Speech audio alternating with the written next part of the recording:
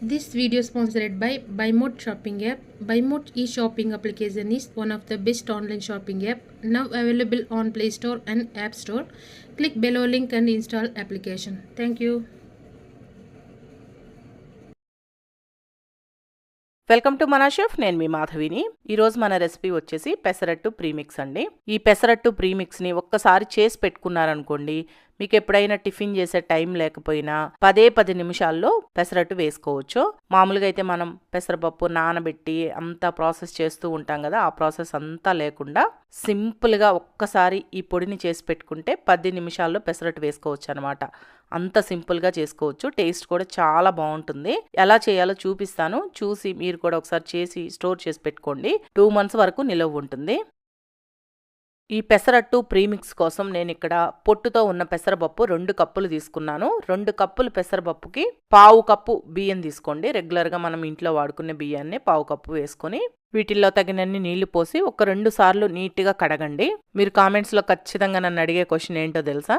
పొట్టు పెసరపప్పు కాకుండా నార్మల్ పెసరపప్పు వేసుకోవచ్చా మాధవి అని. వేసుకోవచ్చండి. కాకపోతే పొట్టు పెసరపప్పు అయితేనే మనకి పెసరట్టుకి చాలా బాగుంటుంది. అంటే టేస్ట్ కూడా చాలా బాగుంటుంది అనమాట. అందుకని పొట్టు పెసరపప్పే తీసుకోండి. ఇలా కడిగిన తర్వాత ఇప్పుడు వీటిల్ని ఏదైనా పొడి గుడ్డ పైన వేసి ఫ్యాన్ కింద పెట్టి బాగా ఆరనివ్వండి. ఏ మాత్రం తడి ఉండకూడదు. తడి లేకుండా ఆరబెట్టుకోండి.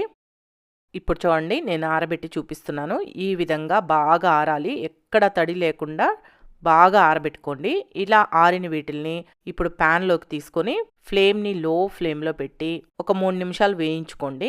3 లేదా 4 నిమిషాలు, అంతకంటే ఎక్కువ అవసరం లేదు.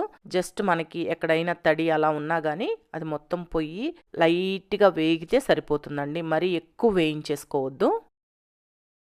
ఇప్పుడు చూడండి, ఈ విధంగా వేగితే సరిపోతుందండి. లైట్గా వేయించుకోవాలి. ఇలా వేయించుకున్న తర్వాత వీటిలన్నింటినీ ఒక బౌల్లోకి తీసి పక్కన పెట్టుకోండి. ఇవి చల్లారుతూ ఉంటాయి. ఈలోపు మళ్ళీ ఇదే ప్యాన్ని స్టవ్ పైన పెట్టుకొని దీంట్లో ఒక 1 ఇంచ్ అల్లాన్ని ఇలా ముక్కలుగా కట్ చేసి వేసుకోండి. అలాగే 2 లేదా 3 పచ్చిమిరపకాయలని ఇలా ముక్కలుగా కట్ చేసి వేసుకోండి. దీంట్లోనే ఒక రెమ్మ కరివేపాకు కూడా వేసి ఫ్లేమ్ని లో ఫ్లేమ్లోనే పెట్టి వేయించండి. మనకి అల్లము పచ్చిమిర్చి వీటిల్లో లైట్గా చెమ్మ ఉంటుంది కదా, ఆ చెమ్మ మొత్తం పోయేంత వరకు వేగనివ్వండి. ఇప్పుడు చూడండి, కరివేపాకు అన్నీ వేగాయి కదా. ఇలా సగం వరకు వేగిన తర్వాత ఇప్పుడు దీంట్లో 1 టీ స్పూన్ జీలకర్ర వేసుకొని ఫ్లేమ్ని లో ఫ్లేమ్లోనే పెట్టి అన్నీ కలిపి వేయించుకోండి. ఇప్పుడు ఇవన్నీ బాగా వేగాయండి. చూడండి, కరివేపాకు కూడా బాగా డ్రైగా అయిపోయింది. చూడండి, ఈ విధంగా వేయించుకోవాలి. ఇలా వేగిన తర్వాత వీటిలన్నింటినీ తీసి మనం ముందుగా వేయించి పక్కన పెట్టుకున్న ఈ పెసరపప్పు మిశ్రమంలోనే వేసుకొని మొత్తం కలుపుకొని వీటిల్ని బాగా చల్లారనివ్వండి. వేడి మీదే మిక్సీకి వేస్తే మీకు సరిగా గ్రైండ్ అవ్వదు. అందుకని బాగా చల్లారనివ్వాలి.